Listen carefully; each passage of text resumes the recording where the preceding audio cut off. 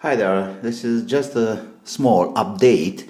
If you remember, I built one of these lithium-ion chargers, and I found that it's really getting hot. So what I have done, I used one of these silicone pads for thermic transfer. You see this, the blue one, and I just attached a small radiator. Maybe I should I should put a bigger one, but for now it's okay. So the temperature it's pretty good, and over here the same.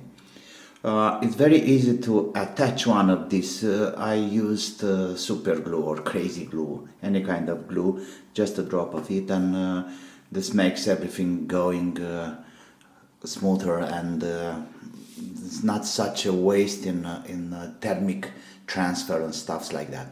So this is just an idea. Anyway, the charger, it's working very nice. I'm really satisfied about that, and it's charging with 500-600 milliamps. So this is absolutely okay because it's preserving the cells too. And something else, and this is nice.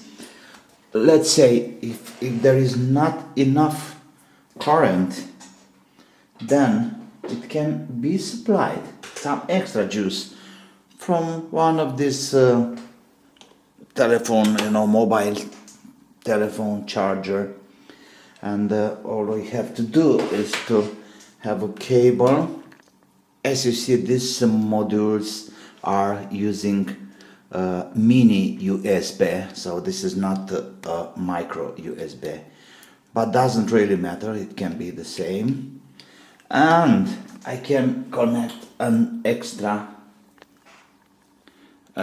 power adapter, and this one gives 1 amp more to the charger. It's just an idea. Let's say when I'm taking the main off, it's still charging.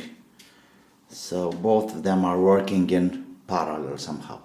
Okay, that's it for now, and thank you very much. Bye bye.